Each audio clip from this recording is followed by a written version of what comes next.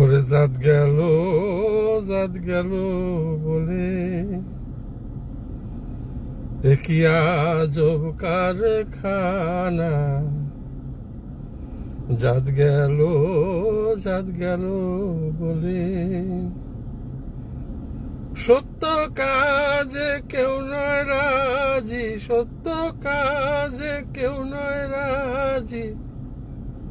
সবই দেখি তা না না না।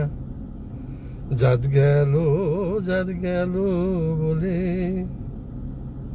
একই আজব কারখানা। জাত গেল বলে। সবাইকে সালাম, আদাব, নমস্কার। যে যে জাতেরই হন না কেন সবাইকে শুভেচ্ছা জানিয়ে আজকের দিনটা শুরু করলাম। যাই হোক, হায় রে দ্বিজাতি তত্ত্ব, দেশ বিভাজন, হিন্দু মুসলিম, এই যে ম্যানমেড যত কিছু আছে, আমরা কবে প্রকৃত মানুষ হব? সবাই বলে 18,000 মাখলুকাতের মধ্যে আমরা হচ্ছি শ্রেষ্ঠ। সময়তে শ্রেষ্ঠ, সময়তে নিকৃষ্ট, এইটা হচ্ছে সত্য কথা। আমরা কখনো শ্রেষ্ঠ, কখনো নিকৃষ্ট।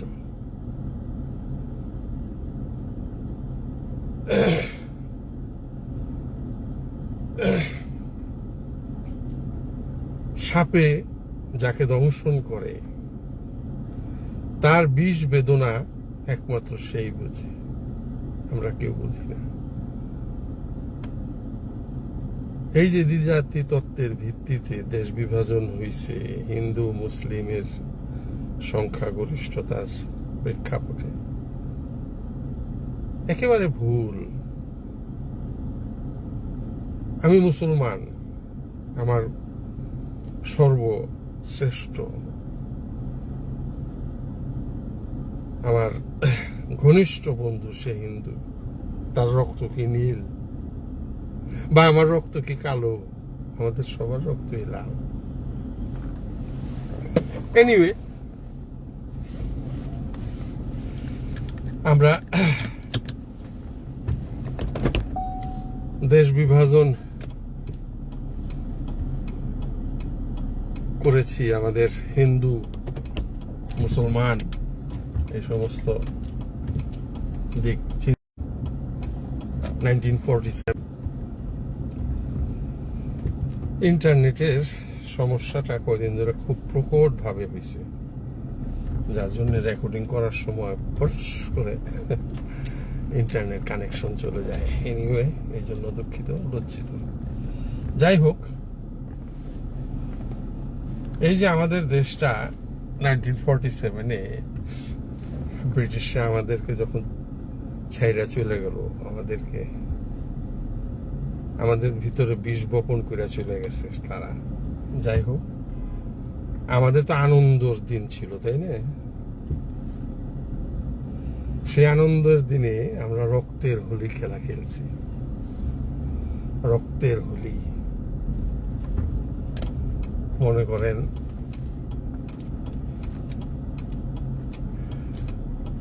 ট্রেন বোঝাই করে সবাই রওনা দিচ্ছে পাকিস্তানের উদ্দেশ্যে। জীবন তো আর কেউ যায় নাই, হিন্দুরা সব কাইটা রক্তের বন্যা বহায় দিছে, সব লাশ। আবার ওই প্রান্ত থেকে যখন আসছে একই ইতিহাস, মুসলমানরা সব হিন্দুদের গলা কাইটা লাশের বন্যা বহায় দিছে। পূর্ব বাংলা, পশ্চিম বাংলা, এখান থেকে সবাই যখন ভাগছে জান নিয়ে, রাজত্ব ফালায় চলে গেছে, ওপার বাংলায় চলে গেছে, যে না খেয়েও দিন কাটাইছে। আবার অনুরূপ ওই বাংলা থেকেও আসছে, তবে তুলনামূলকভাবে ওইভাবে ওই প্রপার বাংলা থেকে আসে নাই, তবে অত্যাচারটা সমানই। তো দেশ বিভাজনটা প্রকৃতপক্ষে কেন হয়েছে?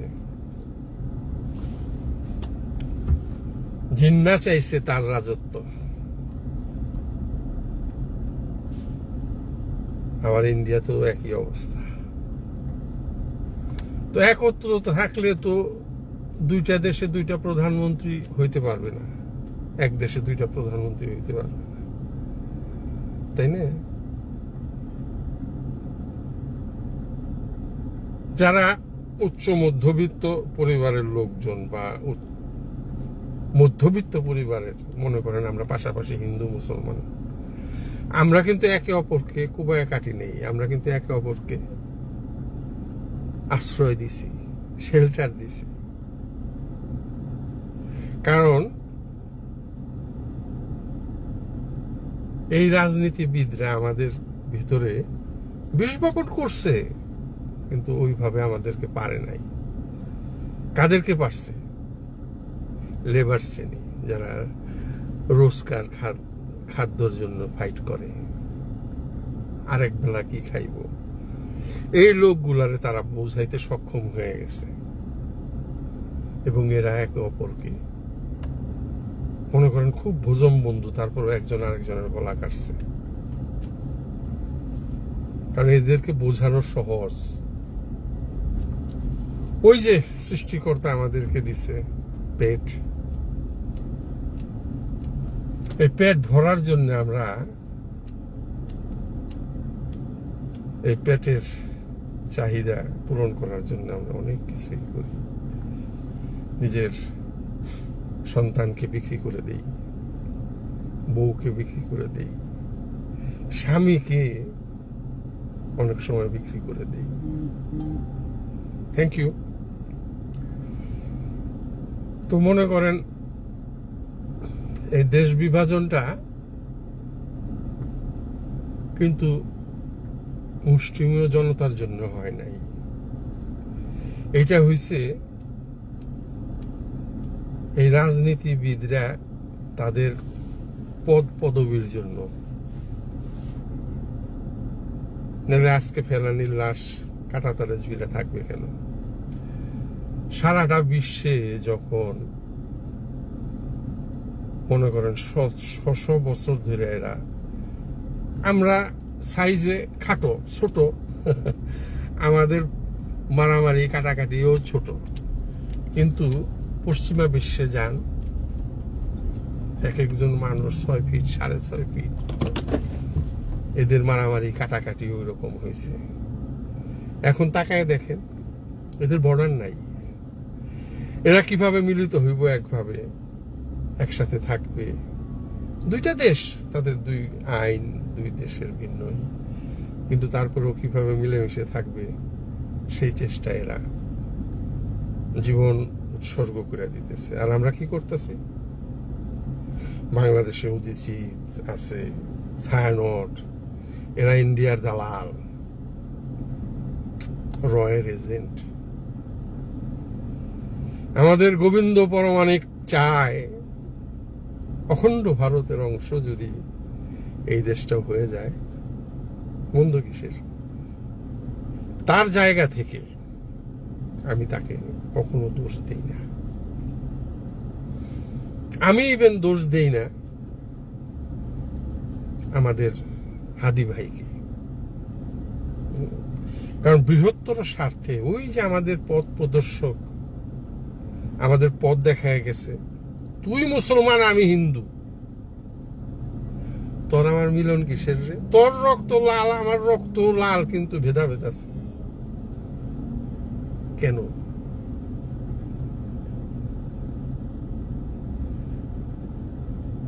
যে লোকটা দেশ বিভাজনের কারণে তার মাকে দেখতে পারে না, তার মায়ের লাশটা পর্যন্ত এসে দেখতে পারে না এবার বাংলায়, তাকে প্রশ্ন করে দেখেন তার কষ্টটা কোথায়।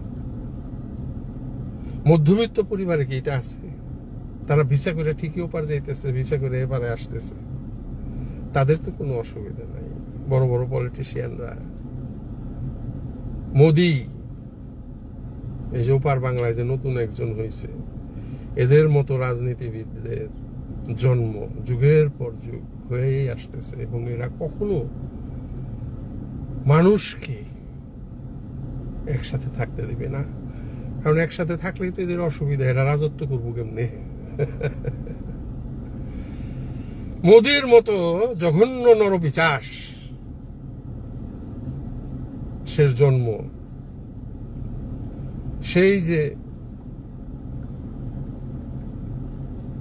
কৃষ্ণের মামা জন্ম হয়েছিল,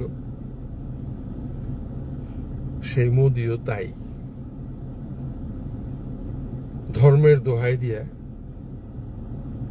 রাজত্ব করবে। এবং এই জিনিসটা বোঝাতে সক্ষম যাদের পেটে ভাত নাই, যারা একবেলা খায় আর একবেলা অনাহারে থাকে। কিন্তু মধ্যবিত্ত পরিবারে যান, ইন্ডিয়াতে এখনো যান, তারা ঘৃণা করবে মোদিকে। বাংলাদেশেও একই অবস্থা। এই যে বললাম উদিসি, তারপরে ছায়ানট, এরা হচ্ছে সহজ সরল মনের মানুষ। এরা হিন্দু মুসলমান বুঝে না। এরা চায় দুইটা বাংলার মানুষ কিভাবে সুন্দরভাবে একসাথে থাকতে পারবে। এখান থেকে ওই যে রয়ের দালাল আবার জড়িত আছে, এদেরকে যদি বাইর করে ফেলাইতে পারেন, এরা হচ্ছে জার্ম। গোবিন্দ পরমাণবিক তো জার্ম না, বেচারার মনে চাইতেই পারে। আমরা যারা মুসলমানরা পাড়া মহল্লায় যখন হিন্দুরা থাকে, আমরা মনে মনে দুষ্ট চিন্তা জাগে যে শালারে কেমনে মেরে ফেলাম, জমিটা কেমনে দখল করুন। বুঝাই এই শ্রেণীর অভাব নাই। এই শ্রেণীটাকে যদি আইনের মাধ্যমে দমন করা যেত, তাহলে দেশ বিভাজনের প্রয়োজন ছিল না। দেশ বিভাজন কতজনের যে সর্বনাশ করছে, যার সর্বনাশ হয়েছে তার জায়গায় যায় যদি আমরা দেখি, তাহলে বুঝতে পারবো, আদারওয়াইজ বুঝতে পারবো না। আমাদেরকে হাদির জায়গা থেকেই চিন্তা করতে হবে, অমিত শাহর জায়গা থেকেই চিন্তা করতে হবে। হাদির মতো চোখ খুলে দেওয়া লোকজনকে মেরে ফেলতে হবে। আজকে ককরোচ পার্টি ইন্ডিয়াতে তলানিটা হাতায় দেখবেন উৎসাহ কোত্থেকে পাইছে, এই হাদির উৎসাহ। এবং এই ইন্ডিয়া মোদির কারণে খণ্ড খণ্ড হয়ে যাবে, যেটার প্রয়োজন নাই, প্রয়োজন ছিল না। কিন্তু যেখানে মোদি টাইপের নরপিশাচের জন্ম হয়, সেখানে এটা হতেই হবে। দুই বাংলার মানুষ, একই ভাষায় আমরা কথা বলি, আমাদের গান, আমাদের হৃদয়ের ভাষা সবকিছু এক। কিন্তু মাঝখানে আমাদের এই বুঝটাকে নোংরা ভাষায়, নোংরামিতে পরিণত করার জন্য কিছু মানুষ থাকে। এই যে ইন্ডিয়া থেকে যে নতুন ভারপ্রাপ্ত না কি বলে এটারে, হাই কমিশনার আসলেন, কত সুন্দর আমাদের দুই বাংলার, তার কথায় মুগ্ধ হয়ে যাওয়ার মতো কথা। কিন্তু তার মনের ভিতরে কি আছে আমরা জানি না। নোংরামি থাকতে পারে, এবং আমরা যারা নোংরা মনের মানুষ আছে, এটার নোংরামিতেই দেখব। কেমন লাইফে যারা আছেন তাদেরকে অসংখ্য ধন্যবাদ আমার এই লাইভ অনুষ্ঠান দেখার জন্য। এনিওয়ে, তো আমার আজকের কথা বলা বা উদ্দেশ্য সবই একটু ভিন্ন। গতকালকের বক্তব্য আজকের বক্তব্যে কোনো মিল নাই। আমরা মানুষ, বেঁচে থাকলে আমরা বদলে যাই, মরে গেলে পচে যাই। এটাই আমাদের ধর্ম। কালকের ববি রহমান আর আজকের ববি রহমান এক না, অমিল। কারণ আজকের ববি রহমান শেখ সাহেবকে ঘৃণা করবে না, আজকের ববি রহমান শেখ হাসিনাকেও ঘৃণা করবে না। 57 জন অফিসার, শাপলা চত্বরের মৃত্যু, গুম খুন সবকিছুই ক্ষমাযোগ্য। কেন? কোলাটোরাল ড্যামেজ বলে এটাকে পলিটিক্সের ভাষায়, যেটা নাকি আমরা সাধারণ মানুষের ক্ষমতার বাইরে। আমরা কখনো নিজে না খেয়ে আরেকজনকে খাওয়ানোর চিন্তা করব না। শেখ হাসিনা এতগুলি মানুষ মেরে সে বাংলাদেশের উন্নতির চিন্তা করে, পেছনে তো উন্নতিটাই, তাই না? শেখ সাহেব বাকশালের মাধ্যমে দেশটাকে উনি চালাইতে চাইছেন, এখন একতন্ত্র। কেন চালাইতে চাইছেন? দেশের উন্নতির জন্যই। এই জন্য বললাম যে গতকালকের ববি রহমান আর আজকের ববি রহমান এক না। আজকে আমি ঘৃণা করব না গোবিন্দ পরমাণবিকরে, আজকে আমি ঘৃণা করব না আমাদের দেশের এই যে যারা হিন্দু সম্প্রদায়ের লোকজন আছে, কারণ তাদের ভাত খায় বাংলাদেশে, কুলি ফেলাইতে চায় ইন্ডিয়াতে। কারণ আছে, তাদের তো দোষ না।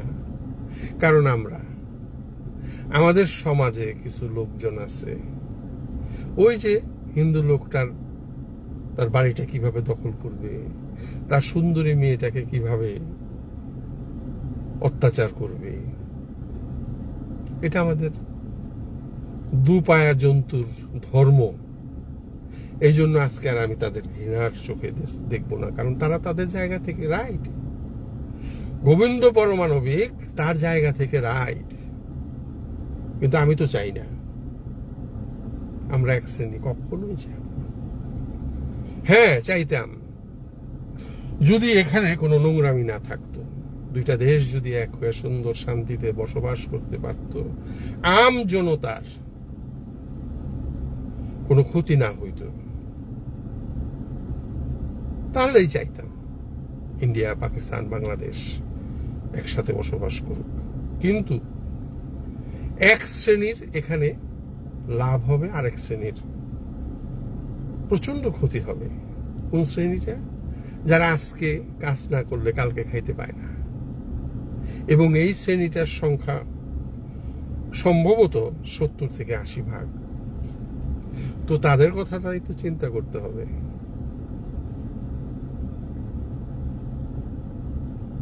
আজকে আমি হাদিকে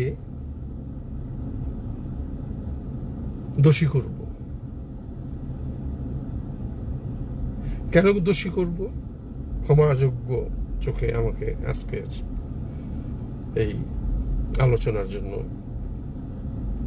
আমি সবার কাছে ক্ষমা চাইছি। কারণ হাদি মুসলিম লীগ, তারপর ভারতের যে সমস্ত কট্টরপন্থী হিন্দু,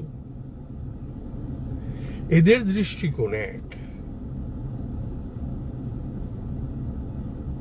এরা আমাদেরকে আলাদা করে রাখতে চায়। এরা অমিত শাহর মতো পলিটিক্যাল লিডারদেরকে